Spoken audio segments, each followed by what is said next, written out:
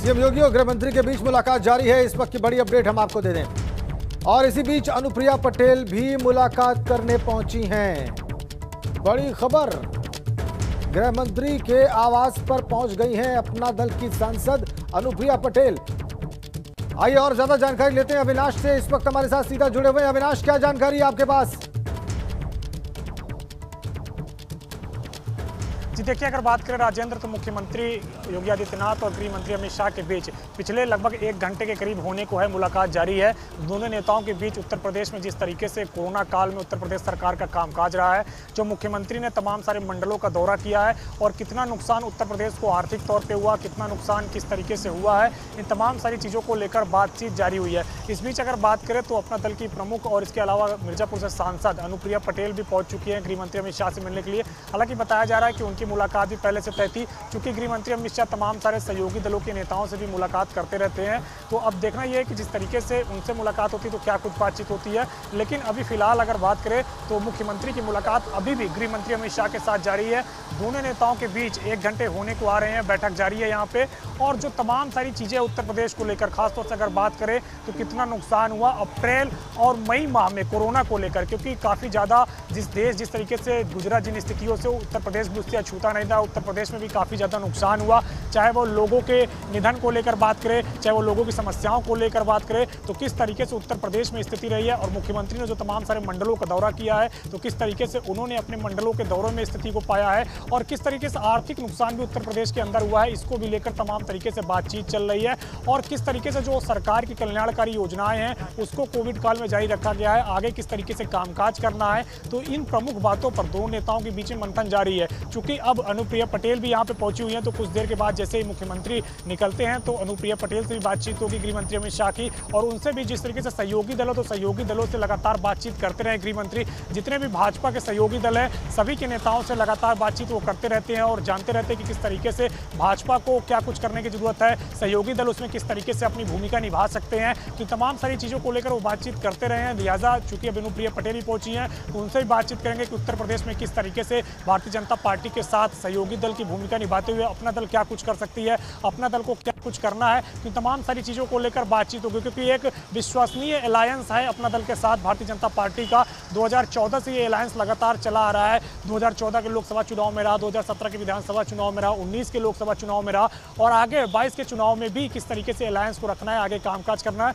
तो तमाम सारी चीज़ों को लेकर बातचीत होगी, क्योंकि कोरोना को लेकर काफ़ी ज़्यादा जो नुकसान हुआ है पूरे देश भर में, उससे उत्तर प्रदेश भी अछूता नहीं है। तो उत्तर प्रदेश में क्या कुछ आगे करना है, क्योंकि तमाम सारे लोग ऐसे हैं जिनके अंदर अभी भी कहीं ना कहीं कोरोना को लेकर तमाम सारी चीज़ें भ्रम है। चाहे वो टीकाकरण को लेकर बात की जाए, चाहे वो इलाज को लेकर बातचीत करी जाए कि सिम्टम्स दिखने के बाद भी अस्पताल नहीं जाते, तो कैसे ट्रेस, ट्रीटमेंट और आगे चीज़ें की जा रही है। तो तमाम सारी चीज़ों को लेकर गृह मंत्री अपडेट ले रहे हैं। टीकाकरण किस तरीके से आगे चल रहा है, सरकार की कल्याणकारी योजनाएं किस तरीके से चल रही है, किस तरीके से जन जन को छूने का प्रयास कर रही है उत्तर प्रदेश सरकार, और आगे कैसे उत्तर प्रदेश सरकार एक एक आदमी तक पहुंचे, एक एक व्यक्ति विशेष तक पहुंचे, जिससे कि आने वाले चुनावों में फायदा हो, बीजेपी को, सरकार को, संगठन को, सभी को फायदा हो। तो कैसे तमाम सारे कार्य योजनाओं को आगे लागू करना है, इन तमाम सारी चीज़ों को लेकर गृह मंत्री अमित शाह तफसील से बातचीत कर रहे हैं। और अभी अनुप्रिया पटेल भी पहुंची, तो उनसे भी बातचीत करेंगे कि एक सहयोगी दल की भूमिका किस तरीके से हो सकती है, अपना दल की भूमिका किस तरीके से हो सकती है उत्तर प्रदेश सब में। तो इन तमाम सारी चीज़ों को लेकर बातचीत अभी जारी है।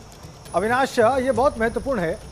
क्या ये संजोग था कि मुलाकात चल रही थी और उस बीच में अनुप्रिया पटेल पहुंची, या उनको अलग से समय दिया गया था कि पहले मुलाकात खत्म हो जाएगी, लेकिन मुलाकात चूंकि लंबी खिंच गई और अनुप्रिया पटेल अपने ही समय पर पहुंच गई? देखिए, अगर बात करें राजेंद्र, तो मुख्यमंत्री योगी आदित्यनाथ को 4 बजे का समय दिया गया था गृह मंत्री अमित शाह के मिलने का। तो चूंकि ये मुलाकात थोड़ा लंबी खिंच गई, क्योंकि जब गृह मंत्री अमित शाह किसी के साथ बैठक करते हैं तो तमाम सारी जानकारी को वो एकदम सूक्ष्म स्तर की जानकारी लेते हैं, यानी कि छोटी से छोटी स्तर की जानकारी लेते हैं। और जब तक वो जानकारियों से संतुष्ट नहीं हो जाते तब तक लोगों से बातचीत करते रहते हैं। तो लिहाजा चूंकि उम्मीद जताई जा रही थी कि 1 घंटे में ये जो मीटिंग है मुख्यमंत्री के साथ ये खत्म हो जाएगी, लेकिन चूंकि जब मुख्यमंत्री बैठे हैं तो जानकारी लेने लग गए हैं गृह मंत्री अमित शाह, और थोड़ा इसीलिए वक्त लग लग गया है। ये मीटिंग थोड़ा उनकी लंबी चल गई है गृह मंत्री अमित शाह के साथ, तो लिहाजा अनुप्रिया पटेल को 5 बजे का वक्त दिया गया था, वो अपने तय वक्त पे पहुंच गए हैं। लेकिन जैसे ही गृह मंत्री और मुख्यमंत्री के बीच में ये बैठक खत्म होगी, उसके बाद फिर गृह मंत्री अनुप्रिया पटेल से भी मुलाकात करेंगे और उनसे भी बातचीत करेंगे। क्योंकि अगर लगातार आप देखिए तो गृह मंत्री लगातार मुलाकात करते रहते हैं, मुलाकातों का सिलसिला जारी रहता है। चाहे पार्टी अध्यक्ष की बात करें जेपी नड्डा की, वो भी लगातार मिलते रहते हैं सभी सहयोगी दल के नेताओं से, सभी लोगों से, कि किस तरीके से आगे संगठन का कामकाज रखना है, सहयोगी दल की उसमें भूमिका क्या रहेगी, सहयोगी दल को आगे किस तरीके से कामकाज करना है, सहयोगी दल को कैसे सरकार में अपनी भूमिका निभानी है, कैसे पार्टी में भूमिका निभानी है। तो तमाम सारी चीज़ों को लेकर दोनों जो नेता है बीजेपी के बड़े, वो लगातार बातचीत करते रहते हैं। तो लिहाजा चूंकि मुख्यमंत्री यहाँ पे पहुंचे, उनकी मीटिंग थोड़ा लंबी हो रही है, क्योंकि खुद गृह मंत्री लगातार तमाम सारी चीज़ों की जानकारी ले रहे हैं। जो मुख्यमंत्री ने तमाम सारे मंडलों का दौरा किया है, तो उस मंडल के दौरे में मुख्यमंत्री ने क्या कुछ देखा, क्या अच्छाइयाँ देखी, क्या खामियाँ देखी, उन खामियों को कैसे दुरुस्त किया जा सकता है, अच्छाइयों को कैसे जन जन तक ले जाया जा सकता है। तो तमाम सारी चीज़ों को लेकर खुद गृह मंत्री जानकारी ले रहे हैं। इसीलिए शायद मीटिंग का जो वक्त तय था उससे ज़्यादा ये मीटिंग चल रही है। और इसी बीच में जब 5 बजे का वक्त तय था अपना दल की प्रमुख अनुप्रिया पटेल का, तो वो पहुँच गई है यहाँ पे। हालांकि उनको जो है यहाँ पे गृह मंत्री अमित शाह के घर में अंदर वो पहुँच गई है। अब कुछ देर बाद जैसे ये मीटिंग समाप्त होगी गृह मंत्री और मुख्यमंत्री की, उसके बाद फिर अनुप्रिया पटेल भी गृह मंत्री के साथ मुलाकात करेंगी और उनसे भी तमाम सारी चीज़ को लेकर गृह मंत्री डिस्कस करेंगे कि अपना दल किस तरीके से उत्तर प्रदेश में काम कर रहा है, कैसे संगठन के स्तर में काम करना है, कैसे सहयोगी के दल में काम करना है, किस तरीके से बीजेपी के साथ सामंजस्य बनाते हुए आगे काम करना है। तो तमाम सारे मसलों को लेकर बातचीत होगी। अविनाश, पूर्वी उत्तर प्रदेश में दो महत्वपूर्ण सहयोगी थे भारतीय जनता पार्टी के जब 2017 का विधानसभा चुनाव हुआ था। एक राजभर की पार्टी सुहेलदेव समाज पार्टी अब उसका हिस्सा नहीं है गठबंधन का। जो पार्टी हिस्सा रह गई है वो अनुप्रिया पटेल की अपना दल ऐसे रह गई है और अब फिर से चुनाव में जाना है एनडीए को, भारतीय जनता पार्टी को कुछ ही दिनों में। इस लिहाज से अभी अनुप्रिया पटेल का गृह मंत्री के पास पहुंचना, जब उनकी मुलाकात हो रही हो उत्तर प्रदेश के मुख्यमंत्री से, ये बहुत महत्वपूर्ण है। अनुप्रिया पटेल क्या कहती हैं प्रदेश की सरकार की फंक्शनिंग के बारे में, उनके क्या अनुभव रहे हैं, उनके दल के कार्यकर्ताओं ने उनको क्या फीडबैक दिया है, चाहे वो कोरोना काल का हो या पंचायत चुनाव का हो, ये भी बहुत महत्वपूर्ण होगा और ये तमाम बातें भी चर्चा का हिस्सा बनेंगी। अविनाश। जी बिल्कुल राजेंद्र, अगर मैं बात करूं तो चाहे आप जिस तरीके से बात कर रहे हैं कि पूर्वांचल में 2 प्रमुख क्षेत्रीय पार्टियां थी, अपना दल और सुहेलदेव राजभर जो कि ओम प्रकाश राजभर की पार्टी थी, ये 2 प्रमुख पार्टियां थी। अगर अपना दल की आप कार्यशैली देखें तो 2014 से लगातार उसका एनडीए के साथ अलायंस है। 2014 से लेकर 19 तक में अगर बात करें तो केंद्र में जरूर अनुप्रिया पटेल मंत्री रही, लेकिन 17 में जब सरकार बनती है भारतीय जनता पार्टी की, तो वो राज्य में भी जो है अपनी सहयोगी जो अपना दल है वो मंत्रिमंडल में शामिल नहीं होती है। इसके अलावा जब 19 में भारतीय जनता पार्टी की दोबारा केंद्र में सरकार बनती है तो यहाँ भी शामिल नहीं होती, लेकिन इसके बावजूद वो अलायंस जारी रखती हैं। चूंकि अनुप्रिया पटेल का और बीजेपी का जो संबंध है वो केवल सरकार में मंत्री पद पाने तक सीमित नहीं है। दोनों की म्यूचुअल अंडरस्टैंडिंग इतनी बेहतर है कि मंत्रिमंडल में ना शामिल होने के बावजूद अपना दल लगातार भारतीय जनता पार्टी के साथ निभाते आया हुआ है और लगातार भारतीय जनता पार्टी के साथ मिलकर काम करते हुए आया है। कभी भी अपना दल ने भारतीय जनता पार्टी के खिलाफ कोई बयान नहीं दिया, कोई उस तरीके की बयानबाजी अनुप्रिया पटेल की तरफ से भी नहीं देखने को मिली। उन्होंने शांतिपूर्ण तरीके से, उनको अगर कोई दिक्कत भी होती थी कभी किसी कामकाज को लेकर, तो सीधे पार्टी फोरम में जहां बात पहुंचानी होती थी वो चुपचाप अपनी बातों को वहां पर पहुंचा देती थी। तो लिहाजा बहुत ही महत्वपूर्ण अलायंस है अपना दल के साथ भारतीय जनता पार्टी का, 2014 से लगातार चला हुआ आ रहा है। 2017 में राजभर की पार्टी के साथ जरूर अलायंस हुआ था, लेकिन 2019 के लोकसभा चुनाव के ठीक पहले खटपट शुरू हो गई थी और लोकसभा चुनाव के बाद ये अलायंस पूरी तरीके से टूट गया था। तो चूंकि अब 2022 में फिर से विधानसभा चुनाव होने हैं, ऐसे में अपना दल सबसे विश्वस्त अलायंस है पूर्वांचल की दृष्टि से अगर आप देखें, और पूर्वांचल में काफ़ी ज़्यादा जो है भारतीय जनता पार्टी अपनी पैठ बना चुकी है। वहाँ पे अब आगे किस तरीके से काम करना है संगठन के स्तर पे, अपना दल पार्टी जो कि सहयोगी है उस सहयोगी को लेकर कैसे कामकाज आगे बढ़ाना है, तो तमाम सारी चीज़ों को लेकर गृह मंत्री अमित शाह मुलाकात कर सकते हैं। क्योंकि अगर बात करें तो गृह मंत्री को ही चाणक्य कहा जाता है भारतीय जनता पार्टी को, और वो काफ़ी महत्वपूर्ण भूमिका निभाते हैं स्ट्रेटजी बनाने में, चाहे किसी भी राज्य में विधानसभा चुनाव हो, लोकसभा चुनाव हो, काफ़ी महत्वपूर्ण भूमिका रहती है गृह मंत्री अमित शाह की। और वो तमाम सारे सहयोगियों से लगातार बातचीत भी करते रहते हैं कि किसी के अंदर अगर कोई नाराजगी है, चाहे वो किसी भी स्तर पे हो, चाहे वो टिकट पाने के स्तर पे हो, चाहे वो संगठन के कामकाज के स्तर पे हो, चाहे वो सरकार को लेकर हो या फिर चाहे मंत्रिमंडल को लेकर हो, तमाम तरीके से वो बातचीत करते रहते हैं तमाम सारे सहयोगियों से, और जो भी सहयोगियों को जरूरत होती है उसका भी वो ख्याल रखते हैं। तो लिहाजा चूंकि अपना दल काफ़ी पुराना सहयोगी है, 2014 से लगातार सहयोगी बना हुआ है। 2017 में उत्तर प्रदेश में उसने मंत्रिमंडल में सहभागिता नहीं ली। इसके अलावा 2019 में भी जब लोकसभा का चुनाव हुआ तो केंद्र में भी उसने सहभागिता नहीं ली, लेकिन इसके बावजूद लगातार वो एनडीए के साथ बरकरार है। तमाम सारे ऐसे मुद्दे हैं जब भारतीय जनता पार्टी के साथ कई सारे अलायंस टूट के गए, जब भारतीय जनता पार्टी का साथ छोड़ा, लेकिन अपना दल बदस्तूर भारतीय जनता पार्टी के साथ बरकरार रखा और भारतीय जनता पार्टी के साथ लगातार चल रहा है। और आने वाले 2022 की विधानसभा चुनाव में भी भारतीय जनता पार्टी अपना दल को अपने साथ अलायंस में रखेगी, जिससे कि काफ़ी मजबूती पूर्वांचल में मिल सके, क्योंकि पूर्वांचल में जो पटेल वोट बैंक है वो काफ़ी ज़्यादा कई विधानसभा सीटों पे है और निर्णायक भूमिका रखता है। और यही कारण है कि अपना दल को जो लगातार वो सम्मान देता रहा है भारतीय जनता पार्टी, और जो भी ग्रीवियांसेस होते थे अपना दल के, उसको जब भी दिक्कत होती थी वो खुद अनुप्रिया पटेल या उनके पति आशीष पटेल लगातार भारतीय जनता पार्टी के एक फोरम में रखते रहे हैं अपनी बात, और उनकी ग्रीवियांसेस को हमेशा भारतीय जनता पार्टी ने बिल्कुल एकदम सीरियसली लिया है और उनके जो चुनौतियां रहती थी, उनके जो समस्याएं रहती थी, उसको समाधान करने की कोशिश की है। तो लिहाजा अब चूंकि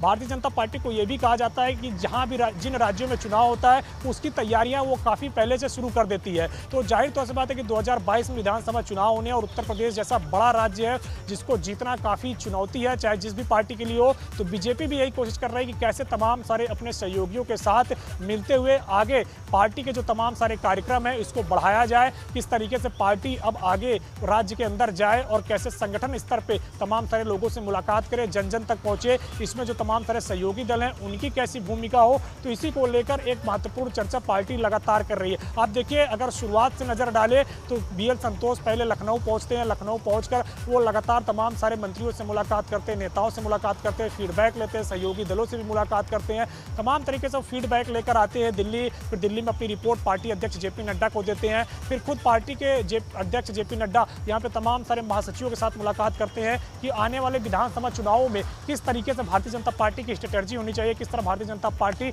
अपने विचार बिल्कुल ठीक बात है। भारतीय जनता पार्टी बहुत बहुमत मिल सके, बहुत संजीदगी से चुनाव की तैयारी करती है और उसके लिए वो खाका तैयार करती है संगठन के स्तर पर भी, और अगर सरकार में होती है तो सरकार कैसे काम करे, किन चीज़ों पर फोकस करे, इसमें संगठन का फीडबैक भी बहुत महत्वपूर्ण होता है बीजेपी के भीतर, और वो समय रहते वो कार्यक्रम शुरू हो जाता है और वो सब चल रहा है, इसमें कोई दो राय नहीं है, वो लगातार हम देख रहे हैं चलता हुआ। लेकिन 1 घंटे से ज़्यादा का वक्त हो गया गृह मंत्री और मुख्यमंत्री की मुलाकात को चलते हुए। अविनाश, क्या कोई संकेत आपको मिल रहे हैं कि किन विषयों पर बात हो रही है और कब तक ये मुलाकात चलेगी? देखिए राजेंद्र, अगर बात करें तो गृह मंत्री जब भी किसी व्यक्ति के साथ मुलाकात करते हैं तो जाहिर तौर से बात है कि राज्य के जितने विषय होते हैं उन तमाम सारे विषयों पे वो चर्चा करते हैं। और कभी भी पार्टी के जो पार्टी के पूर्व राष्ट्रीय अध्यक्ष भी रहे अमित शाह और गृह मंत्री भी हैं, उन्होंने कभी वक्त नहीं देखा कि किसी व्यक्ति के साथ कितना वक्त वो बातचीत कर रहे हैं। जब तक वो अपनी जानकारी से संतुष्ट नहीं होते तब तक वो लगातार बातचीत करते रहते हैं, और सामने वाला भी जब तक जानकारी देना चाहे तब तक वो तफसील से जानकारी दे सकता है। तो गृह मंत्री की अक्सर ये खासियत रही है कि वो तमाम सारे नेताओं को बड़े संजीदगी से सुनते हैं, उनके मुद्दों को सुनते हैं और जानने की कोशिश करते हैं कि वो चाहते क्या और किस तरीके से राज्य में उनके द्वारा काम किया जा रहा है। तो चूंकि अब कोविड काल का इतना लंबा दौर रहा है, मुख्यमंत्री इतने लंबे वक्त के बाद दिल्ली आ रहे हैं, तमाम सारे उत्तर प्रदेश सरकार के जो कामकाज रहे हैं, जो कोविड से लेकर अगर खासतौर से बात करें तो जो समस्याएं उभरी है, उन समस्याओं से कैसे उत्तर प्रदेश सरकार ने सामना किया है, कैसे उत्तर प्रदेश सरकार अब आगे काम करने वाली है, कैसे सरकार के जो कामकाज है उसको लेकर जनता तक जाना है, इन तमाम सारी चीज़ों को लेकर तफसील से बातचीत हो रही है। अगर बात करें तो प्रधानमंत्री नरेंद्र मोदी ने भी अभी कुछ दिन पहले पार्टी के महासचिवों के साथ जब बातचीत की थी तो यही कहा था कि जनता की सेवा ऐसी करनी है, न सिर्फ राजनीतिक तौर पे भी बल्कि अराजनीतिक तौर पे भी जनता की सेवा करनी, जिससे कि लोगों के मन में ये विचार आ सके कि अगर हमको कभी भी कोई कष्ट होगा तो फला व्यक्ति है जो मेरे लिए खड़ा हो सकता है। इस तरीके से जनता के साथ जुड़ाव होना चाहिए। जब प्रधानमंत्री का ऐसा संदेश रहा बीजेपी के कार्यकर्ताओं के लिए, बीजेपी के महासचिवों के लिए, तो ये काफ़ी महत्वपूर्ण है उन राज्यों में जहाँ आने वाले वक्त में विधानसभा चुनाव है। और अगर आप देखें तो मार्च 2022 2022 में 5 राज्यों के विधानसभा चुनाव होने हैं, उनका कार्यकाल खत्म हो रहा है, तो लिहाजा जनवरी या फरवरी में विधानसभा चुनाव की घोषणा हो जाएगी। ऐसे में जिन 5 राज्यों में होने हैं उनमें 4 में भारतीय जनता पार्टी का शासन है और उत्तर प्रदेश, उत्तराखंड जैसे महत्वपूर्ण राज्य हैं और उत्तर प्रदेश को किसी भी स्थिति में भारतीय जनता पार्टी फिर से जीतना चाहेगी, क्योंकि उत्तर प्रदेश बिल्कुल ठीक कह रहे हैं, रास्ता तय करता है। तो बिल्कुल ठीक कह रहे हैं आप, उत्तर प्रदेश जीत बिल्कुल के आप ठीक कह रहे हैं। सत्ता बचानी है बीजेपी को ज्यादातर राज्यों में, बिल्कुल ठीक है, सत्ता बचानी है। इनकम्बेंट पार्टी है भारतीय जनता पार्टी और इसीलिए शायद और ज्यादा संजीदगी से ये चर्चा चल रही है। हमारे ब्यूरो चीफ वीरेश पांडे भी हमारे साथ जुड़ गए। वीरेश, 1 घंटे से ज्यादा का वक्त हो गया मुलाकात चलते हुए, 1 घंटे से ज्यादा वक्त से मुलाकात चल रही है और इसी बीच में अनुप्रिया पटेल पहुंच गई है वहां पर केंद्रीय गृह मंत्री के आवास पर। उनको भी मुलाकात करनी है और बहुत मुमकिन है कि शायद वो भी मुलाकात का हिस्सा हो। इसलिए अभी पता चलता है कि यह मुलाकात कितनी महत्वपूर्ण है, कितनी गंभीर है आने वाले विधानसभा चुनाव को देखते हुए। देखिए राजेंद्र, पिछले 1 महीने से जो दाल उबल रही थी यूपी की सियासत की, ये एक और बड़ा छौंका है। अनुप्रिया पटेल के इस मुलाकात के कई मायने हैं। कई मायने इस लिहाज से हैं कि बहुत समय से इस बात का इंतजार हो रहा था कि अनुप्रिया पटेल के जो पति हैं आशीष पटेल, एमएलसी तो बना दिए गए, उन्हें यूपी में कैबिनेट मंत्री कब बनाया जाएगा, इसके लिए लगातार दबाव अनुप्रिया पटेल, आशीष पटेल के द्वारा बनाया जाता रहा। कई महीनों से, हम सालों से कह सकते हैं। अनुप्रिया पटेल को केंद्र सरकार में शामिल नहीं किया गया, जो इस बार की मोदी मंत्रिमंडल था उसमें उन्हें शामिल नहीं किया गया। इस बीच बहुत सारी खबरें आई कि अनुप्रिया पटेल ने अखिलेश यादव से मुलाकात की, प्रियंका गांधी से मुलाकात की, वो दूसरी जो छोटी छोटी पार्टियां हैं, ओम प्रकाश राजभर और जन भागीदारी मोर्चा, संकल्प मोर्चा, तमाम ऐसे नाम हैं, उनके साथ गठबंधन की तैयारी कर रही हैं। बहुत सारी कयास, बहुत सारी बातें, बहुत सारी चीजें। लेकिन आज जो मुलाकात है अनुप्रिया पटेल की योगी आदित्यनाथ की मौजूदगी में अमित शाह के घर पर, यह महज इत्तेफाक नहीं हो सकता।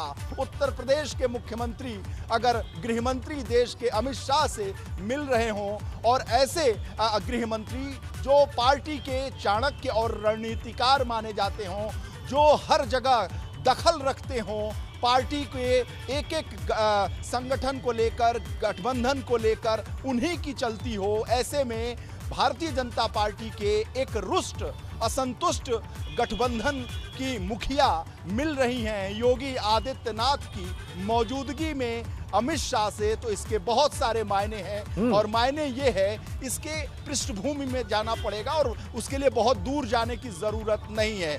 जिला पंचायत चुनाव के जो रिजल्ट आए हैं उसमें मैं आपको बताऊं कि वाराणसी, मिर्जापुर, सोनभद्र और साथ ही साथ जो भदोही का जो इलाका है जो प्रभावित करता है अनुप्रिया पटेल के जो वोटर्स हैं, ज़्यादातर जो कुर्मी वोटर्स हैं, उसमें मैं आपको बताऊं कि वहां पर जिला पंचायत के वोट अनुप्रिया पटेल के बहुत सारे समर्थक जीत गए। अनुप्रिया पटेल के बहुत सारे ऐसे लोग जीत गए जो भारतीय जनता पार्टी उन्हें पसंद नहीं करती थी। अनुप्रिया पटेल की वजह से वो चुनाव जीते। इसकी समीक्षा हुई है।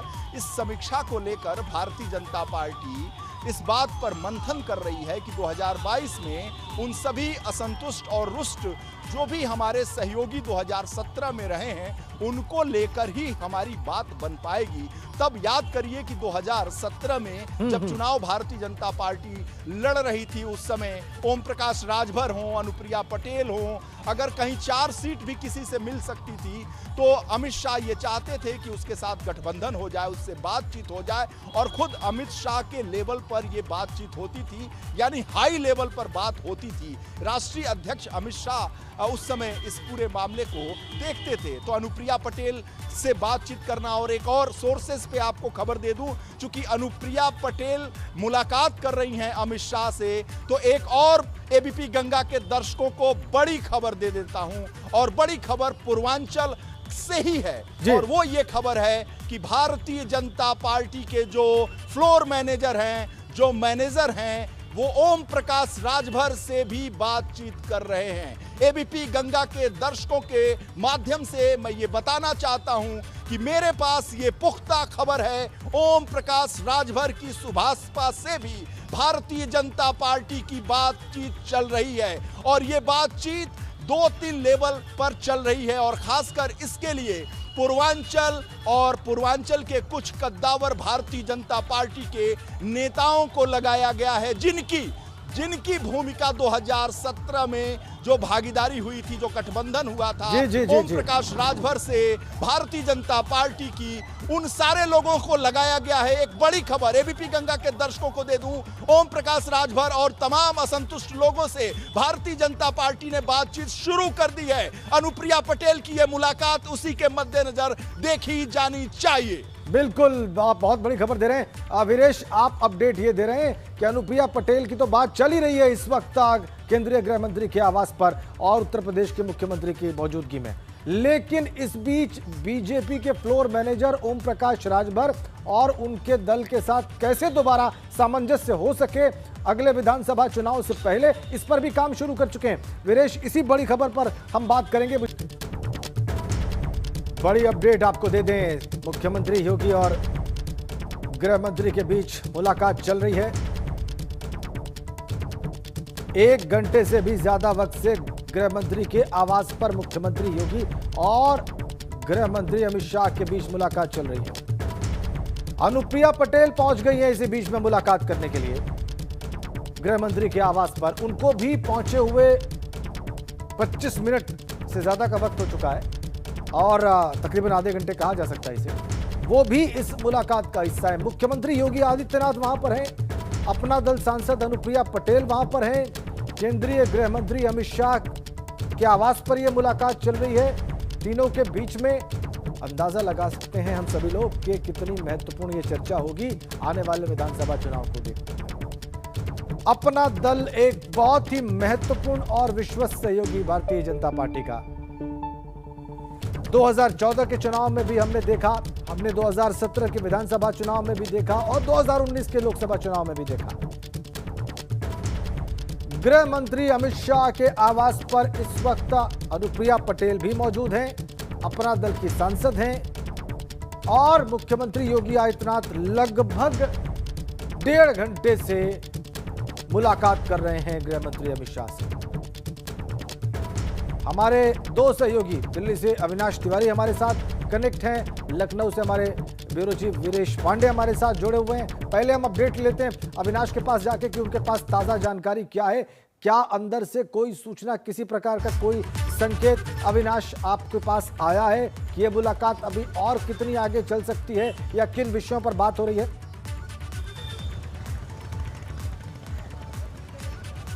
जी देखिए राजेंद्र, अगर बात करें तो भारतीय जनता पार्टी की जब भी कोई बैठकें होती है तो कितनी देर चलेगी ये किसी को नहीं पता होता है, क्योंकि गृह मंत्री अमित शाह जब भी कभी कोई बैठक लेते हैं तो जब तक वो संतुष्ट नहीं हो जाते तब तक बैठक चलती रहती है और एक एक चीज़ की जानकारी लेती है, छोटी से छोटी बातों की जानकारी लेते हैं और लंबी वार्ता वो सभी के साथ करते हैं। क्योंकि उत्तर प्रदेश जैसा बड़ा राज्य है और कोविड का दौर अभी अभी गुजरा है और आने वाले वक्त में विधानसभा चुनाव है, तो लिहाजा वो तमाम सारी जानकारियाँ उत्तर प्रदेश के मुख्यमंत्री योगी आदित्यनाथ से ले रहे हैं, क्योंकि योगी आदित्यनाथ ने भी इन कोरोना के दौर में सभी मंडलों का दौरा किया है और कई सारे जिलों में वो गए, कई सारे शहरों पे वो गए और खुद जाकर उन्होंने कोविड की स्थितियां देखी, तमाम सारे और तरीके से लगातार वो बातचीत भी की है। तो तमाम सारी चीजों को लेकर खुद गृह मंत्री अब अपडेट ले रहे हैं कि किस तरीके से उन्होंने परिस्थितियों का ठीक है अविनाश, आप बता रहे हैं कि मुलाकात चल रही है, लेकिन कोई बड़ी अपडेट है वीरेश पांडे के पास?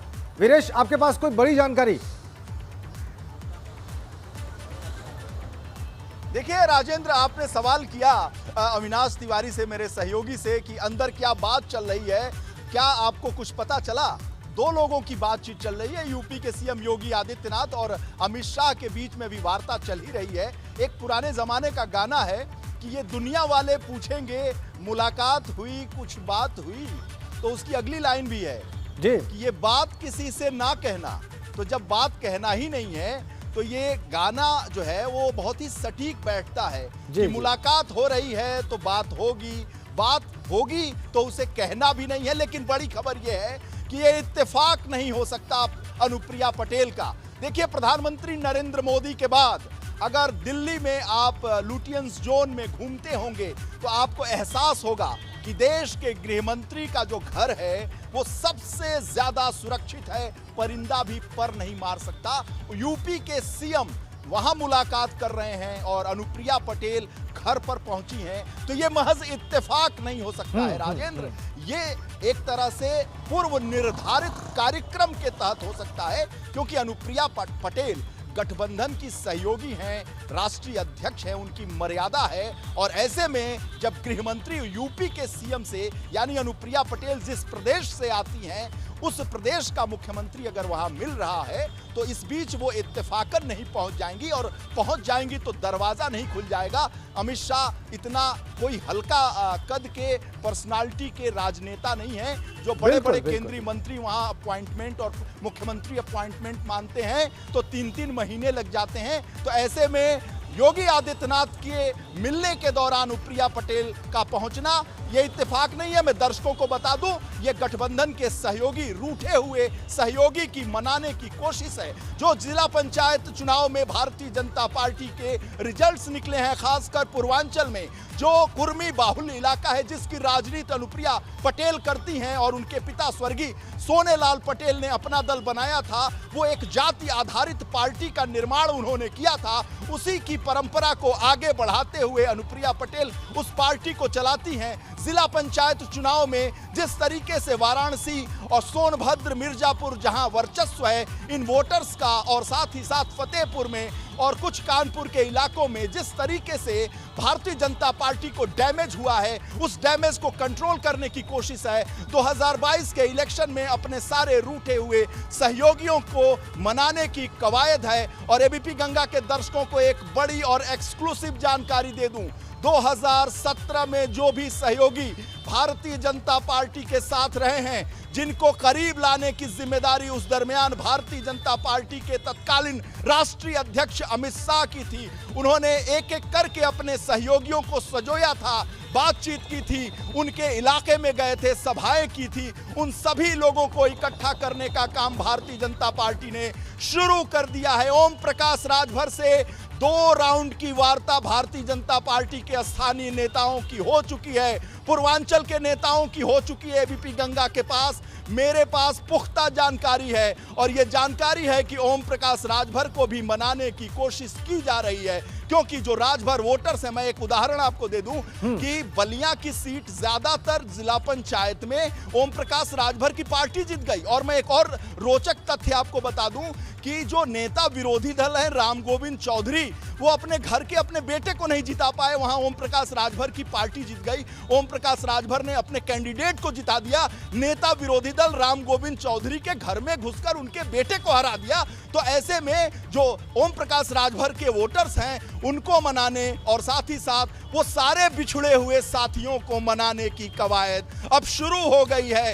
यानी ऑपरेशन सर्जिकल स्ट्राइक 2022 के लिए मैदान में भारतीय जनता पार्टी ने अपने सारे बड़े योद्धाओं को छोड़ दिया है। और आपने देखा कि कल जितिन प्रसाद का ऑपरेशन हुआ, अभी और ऑपरेशन होगा, देखिएगा। 2017 में जब सरकार भारतीय जनता पार्टी की बनी थी, प्रचंड बहुमत के साथ ये सरकार बनी थी, अभूतपूर्व वोट मिले थे और अभूतपूर्व सीटें मिली थी भारतीय जनता पार्टी को। तो उसके रणनीतिकार अमित शाह ने अब कमान संभाल ली है। मुख्यमंत्री योगी आदित्यनाथ को अपने घर पर बुलाया है और बुलाकर उन सारे सहयोगियों को रूठने मनाने की कवायद। कोई रूठा है तो उसे कैसे मनाना है, किसी पार्टी में अगर सर्जिकल स्ट्राइक करनी है तो उसका उदाहरण जितिन प्रसाद है, पीयूष गोयल, ज्योतिरादित्य सिंधिया जैसे लोगों को लगाया गया है। और साथ ही साथ अभी 2022 के ऑपरेशन की एक एक परतें और सामने जनता के सामने आएंगी। एबीपी गंगा सबसे पहला चैनल होगा जो एक एक परतों को, एक एक चीजों को सबसे पहले दर्शकों के सामने रखेगा। और ये अभी मैं आपको बता दूं कि ओम प्रकाश राजभर की बात निर्णायक दौर में पहुंच चुकी है।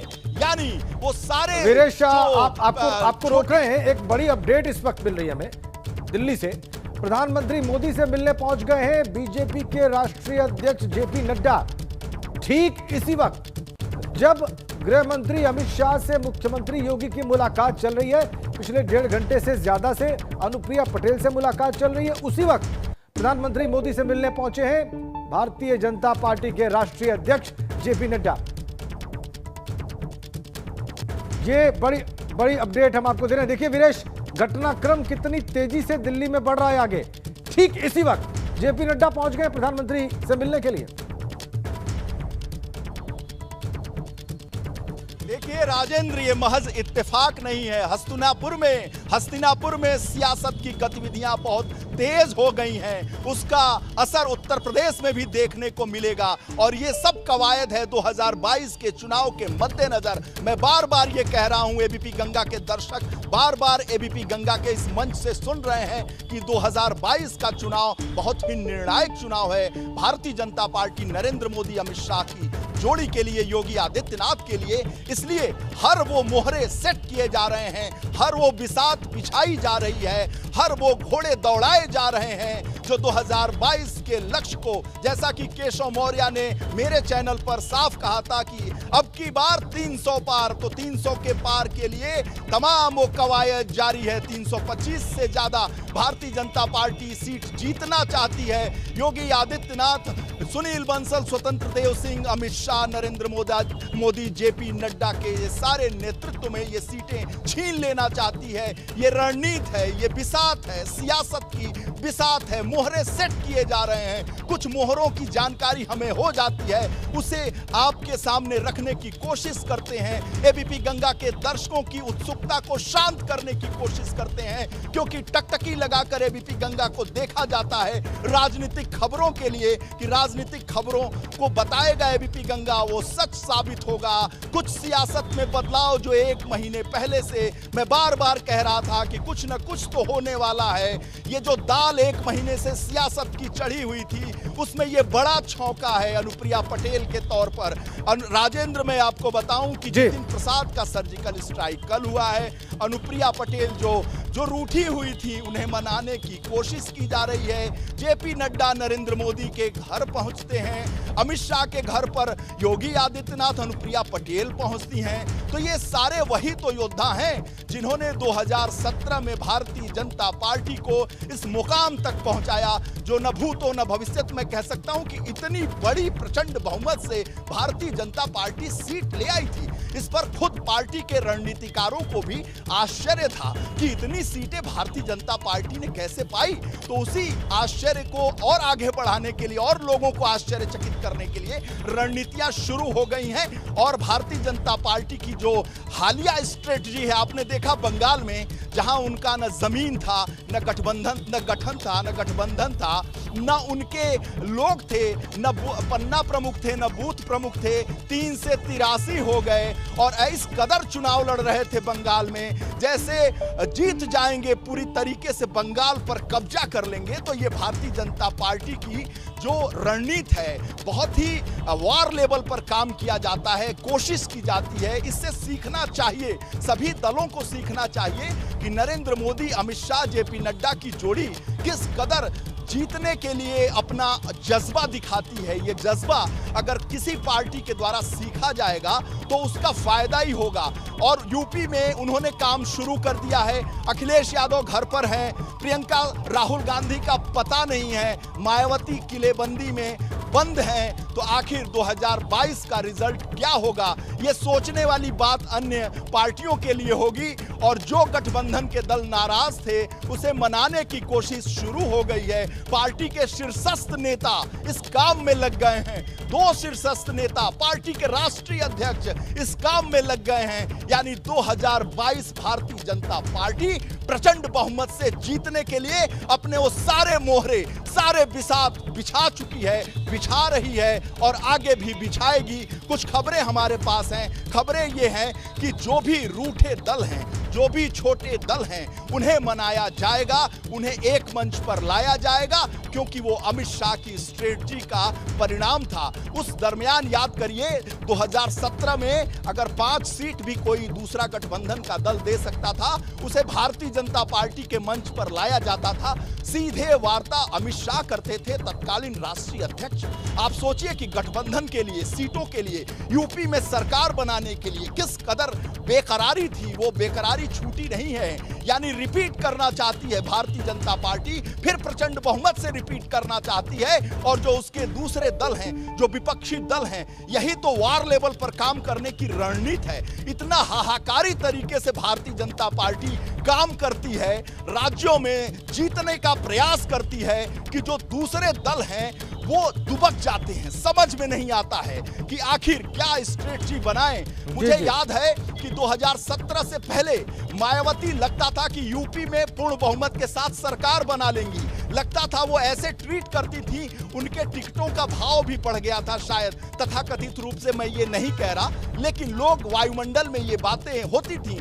लेकिन भारतीय जनता पार्टी ने जो स्ट्रेटजी बिछाई, जो बनाई, जो बिसात बिछाए, मुहरे बैठाए और जिस तरीके से कोशिश की, परिणाम सबके सामने है। 19 सीट पर सिमट गई। जो पार्टी सत्ता का सुख भोगना चाहती थी, 4 बार की मुख्यमंत्री मायावती के हाथ से वो बाजी निकल गई। ऐसी बाजी निकली कि भारतीय जनता पार्टी ने बसपा को इस कदर चित्त कर दिया कि उसने ये सपने में भी नहीं सोचा होगा कि 19 सीट मिलेगी। आप सोचिए, तो ये स्ट्रेटजी है भारतीय जनता पार्टी के मुख्य रणनीतिकारों के। वो सभी 3 रणनीतिकार वहां पहुंच गए हैं, बात कर रहे हैं, अपने अपने हिसाब से गोटियां बिछा रहे हैं। साथ में यूपी में जिस व्यक्ति की सरकार है, जो मुखिया है, उस व्यक्ति की मौजूदगी में ये सारी बातें हो रही हैं। अब जमीन पर आएगा, सतह पर आएगा, प्रेस रिलीज जारी होगा, प्रेस कॉन्फ्रेंस होगा तो दुनिया जान जाएगी। लेकिन बिटवीन द लाइंस यही है कि 2022 के चुनाव की सारी रणनीतियां, सारी दांव पेच शुरू हो गई है। कल जितिन को देखा, आज अनुप्रिया पटेल को देखा, कल किसी और को देखें। बिल्कुल विनेश, बिल्कुल आपने जो बातें कही और बिल्कुल सही बात है। जो सीक्वेंस है घटनाओं का, कल हमने देखा जितिन प्रसाद ने भारतीय जनता पार्टी ज्वाइन की, वो दिल्ली आए, दिल्ली में केंद्रीय नेतृत्व के लोगों से मिले, आकर उन्होंने भारतीय जनता पार्टी की तारीफ की और उत्तर प्रदेश में क्या समीकरण है, जितिन प्रसाद का जो है वो क्या प्रभाव है, क्षेत्र है, क्या इतिहास रहा है, ये सब लोगों को कल एक बार फिर से रिमाइंड हुआ, लोगों को पता चला। अब आज फिर से चर्चा चल रही है। मुख्यमंत्री योगी आदित्यनाथ दिल्ली पहुंच गए हैं, दिल्ली में हलचल है। अनुप्रिया पटेल उस मुलाकात में शामिल हो गई हैं। जेपी नड्डा प्रधानमंत्री के पास पहुंच गए हैं मुलाकात करने के लिए। ये सही बात है, ये संजोग नहीं हो सकता और इससे पता चलता है कि जीतने की जो भूख है, इसे कहते हैं हंगर ऑफ विनिंग, वो भारतीय जनता पार्टी में किस किस्म का है और उत्तर प्रदेश को लेकर वो कितने गंभीर हैं। लगातार जो एक्शन है, जो मूवमेंट है, वो उत्तर प्रदेश को लेकर ही है और पिछले 1 महीने से लगातार हमने देखा है। अभी भी वो चीजें वैसे ही आगे बढ़ रही हैं। वीरेश, लेकिन आपने इस बातचीत को कहते हुए एक पुराने गाने का जिक्र किया। वो गाना और उसके बोल बहुत मायने रखते हैं। मुलाकात हुई, क्या बात हुई, लेकिन ये बात किसी से ना कहना, ये बात भी है। वो कौन सी बात है जो नहीं कही जा रही है, उस पर चर्चा होगी आपसे। लेकिन मैं अविनाश के पास चलूंगा, कृष्ण मेनन मार्ग जो इस वक्त वहां से हमारे साथ सीधा कनेक्ट है। अविनाश, क्या हालचाल है वहां पर, क्या ताजा अपडेट है आपके पास? जैसे कि राजेंद्र, अगर बात करें तो अभी भी बैठक जारी है। 1.5 घंटे से ऊपर ये मुलाकात हो चुकी है और अभी भी मुलाकात जारी है। कितनी देर चलेगी कोई नहीं कह सकता है, क्योंकि एक बंद कमरा है और बंद कमरे के अंदर गृह मंत्री अमित शाह हैं, मुख्यमंत्री योगी आदित्यनाथ हैं और अनुप्रिया पटेल हैं। इन 3 नेताओं की बैठक चल रही है। बाहर किसी को कुछ नहीं पता चल पा रहा है कि तीनों के बीच में अब क्या बैठक चल रही है, क्योंकि काफ़ी महत्वपूर्ण है। जिस तरीके से हमारे ब्यूरो चीफ भी बता रहे थे कि सहयोगी दल है अपना अनुप्रिया पटेल, और अनुप्रिया पटेल की स्थिति को यही समझा जा सकता है कि उत्तर प्रदेश में बीजेपी की सबसे बड़ी सहयोगी दल है। 9 MLA उनके हैं और 1 MLC हैं। और जिस तरीके से उन्होंने ये भी कहा कि वो अपने पति आशीष पटेल को लेकर लगातार लॉबिंग करती रही हैं, तो कई सारी मायने हैं, क्योंकि सहयोगियों को जिस तरीके से सरकार संगठन में रखना है, किस तरीके से आगे कामकाज करना है, इसको लेकर काफी समय से बीजेपी में मंथन और तमाम सारी चीजें चलती हुई आ रही है। कई बार दबी जुबान से कई सहयोगियों ने अपनी नाराजगी भी व्यक्त किया, लेकिन ठीक बात है पटेल अपना दल की बात करें तो अविनाश, लेकिन इसी बीच में अपडेट ये भी है कि जेपी नड्डा पहुंचे हैं प्रधानमंत्री से मिलने के लिए। उस बाबत क्या जानकारी है आपके पास? जी बिल्कुल, अगर बात करें राजेंद्र तो जेपी नड्डा भी पहुंचे हुए पार्टी के राष्ट्रीय अध्यक्ष प्रधानमंत्री से मुलाकात करने के लिए, और वो भी अपनी तरफ से जो तमाम सारे अपडेट होते हैं वो प्रधानमंत्री को दे रहे हैं। अगर देखिए तो कल 2 महत्वपूर्ण मुलाकात होनी है मुख्यमंत्री योगी आदित्यनाथ की। पहली मुलाकात प्रधानमंत्री नरेंद्र मोदी से होनी है 11 बजे और दूसरी मुलाकात पार्टी के राष्ट्रीय अध्यक्ष जेपी नड्डा से ही 12:30 बजे होनी है। और उसके ठीक पहले आज जेपी नड्डा पहुंचे प्रधानमंत्री के यहाँ, और उसके साथ साथ यहाँ पे गृह मंत्री की यहाँ बैठक चल रही है सहयोगी दल को लेकर, और इसके साथ साथ मुख्यमंत्री योगी आदित्यनाथ दोनों। तो ये जो तमाम सारी बैठकें हैं और कल जो बैठकें हैं, सबके तार आपस में कहीं ना कहीं जुड़े हुए हैं। देखिए, मुख्यमंत्री योगी आदित्यनाथ निकल रहे हैं, शायद उनका जो काफिला है वो निकल रहा है, यहाँ पे शायद बैठक खत्म हो रही है। मैं एक बार दिखाने की कोशिश करूंगा तस्वीरों के माध्यम से। मुख्यमंत्री योगी आदित्यनाथ का जो काफिला है वो शायद यहाँ से निकलने वाला है, क्योंकि हलचल काफी तेज हो गई है। हाँ बिल्कुल, देखिए यहाँ पे मुख्यमंत्री योगी आदित्यनाथ का काफिला तैयार हो रहा है, अब वो यहाँ से निकल रहे हैं। तकरीबन 1.5 घंटे की ये मुलाकात रही है और काफी कुछ इस मुलाकात में रहा होगा। और अभी भी अनुप्रिया पटेल लगातार अभी भी अंदर मौजूद हैं, वो जो है अभी नहीं निकली हैं। लेकिन यहाँ पे देखिए मुख्यमंत्री योगी आदित्यनाथ निकल रहे हैं। आप तस्वीरों में देख सकते हैं कि गृह मंत्री से मुलाकात करके वो अब निकल रहे हैं। बिल्कुल, तो देखिए आप ताजा तस्वीरें, ये बिल्कुल अभी अभी की ताजा तस्वीर। मुख्यमंत्री योगी आदित्यनाथ केंद्रीय गृह मंत्री अमित शाह से मुलाकात करके निकल पड़े हैं। बहुत मुमकिन है कि वो यूपी सदन का ही रुख करेंगे। रात्रि विश्राम उनको आज दिल्ली में ही करना है। उनकी मुलाकात समाप्त हो गई है। 1.5 घंटे तक लगभग गृह मंत्री अमित शाह से बात चली, मुलाकात हुई। उत्तर प्रदेश के मुख्यमंत्री योगी आदित्यनाथ की 1.5 घंटे से ज्यादा ही चली है ये मुलाकात, ये बात। और अभी रवाना हो गए हैं गृह मंत्री अमित शाह के आवास से बात समाप्त करके, मुलाकात खत्म करके उत्तर प्रदेश के मुख्यमंत्री रवाना हो गए हैं। उनकी दिशा उत्तर प्रदेश सदन की ओर हो सकती है, उनका रुख उधर ही हो सकता है। अविनाश, क्या वापस यूपी सदन की ओर रुख है?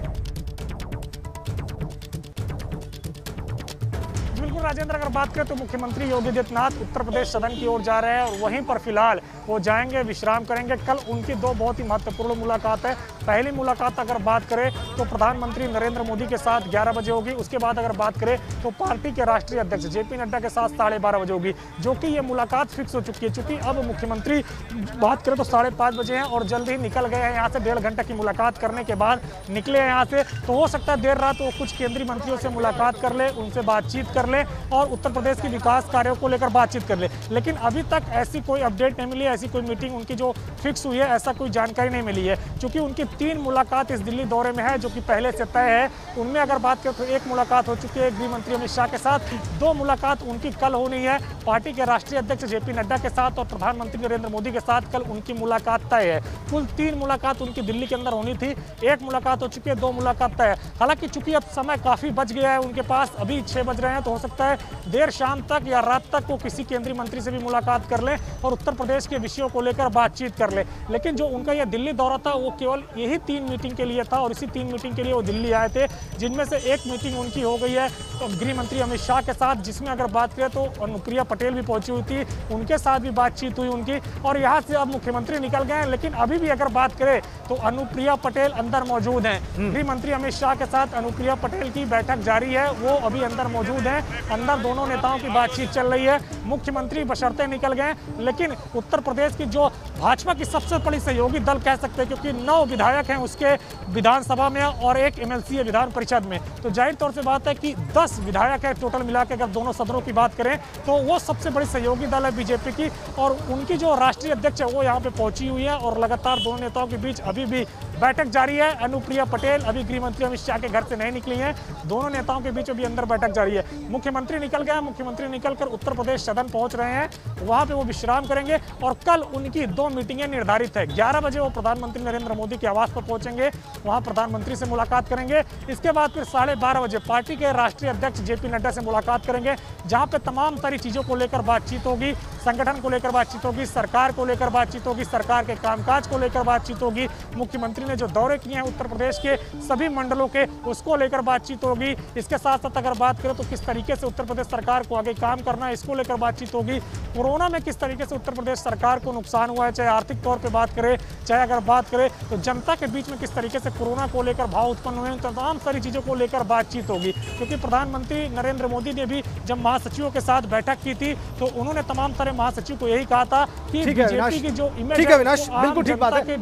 आपने महत्वपूर्ण बात यह बताई कि अभी भी अनुप्रिया पटेल की मुलाकात चल रही है केंद्रीय गृह मंत्री के साथ, लेकिन मुख्यमंत्री योगी आदित्यनाथ रवाना हो गए हैं यूपी सदन की ओर। और दूसरी ओर भाजपा के राष्ट्रीय अध्यक्ष जेपी नड्डा मिलने पहुंचे हैं प्रधानमंत्री से। हम वीरेश पांडे के पास चलेंगे, हमारे ब्यूरो चीफ। वीरेश, अनुप्रिया पटेल अभी भी उनकी मुलाकात चल रही है। मुख्यमंत्री के वापस निकलने के बाद, यूपी सदन रवाना होने के बाद भी दूसरी ओर एक मुलाकात शुरू हो गई है। और जैसा कि हम लगातार बात कर रहे हैं, भारतीय जनता पार्टी का फोकस उत्तर प्रदेश है, बहुत गंभीर फोकस है। उनको मालूम है कि चुनौती बड़ी है। 2017 का परफॉर्मेंस रिपीट करना वर्तमान हालात में कितनी बड़ी राजनीतिक चुनौती है और इससे कैसे पार पाना है, इसके लिए हर संभव प्रयास कर रही है, करती दिख भी रही है।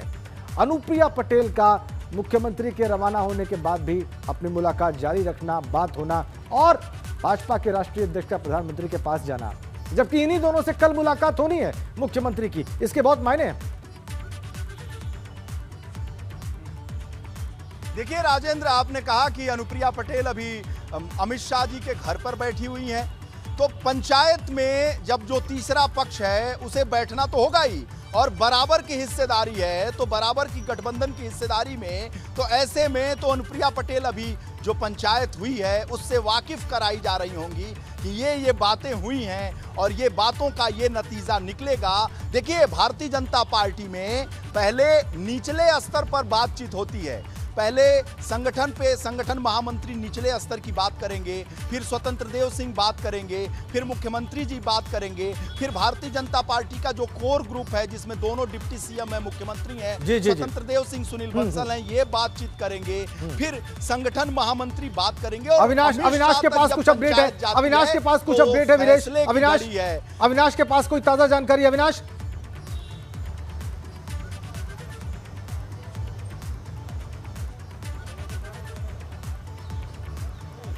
अविनाश, आपको मेरी आवाज मिल रही है? जी बिल्कुल राजेंद्र, मुझे आपकी आवाज मिल रही है। क्या ताजा अपडेट है आपके पास?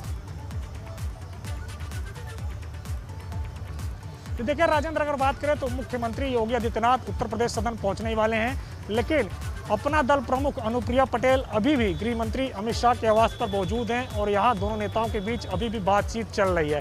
मुख्यमंत्री यहां से निकल गए हैं, उनकी दो मुलाकात कल निर्धारित है, प्रधानमंत्री नरेंद्र मोदी के साथ दिन में 11 बजे और दिन में 12:30 बजे पार्टी के राष्ट्रीय अध्यक्ष जेपी नड्डा के साथ। ये दो मुलाकातें मुख्यमंत्री की निर्धारित है। और यहाँ अभी बात करें तो गृह मंत्री अमित शाह के पास वहां पर मुख्यमंत्री यूपी सदन पहुंचने वाले हैं, यहाँ पर मुलाकात जारी है। ये ताजा अपडेट है आपके पास।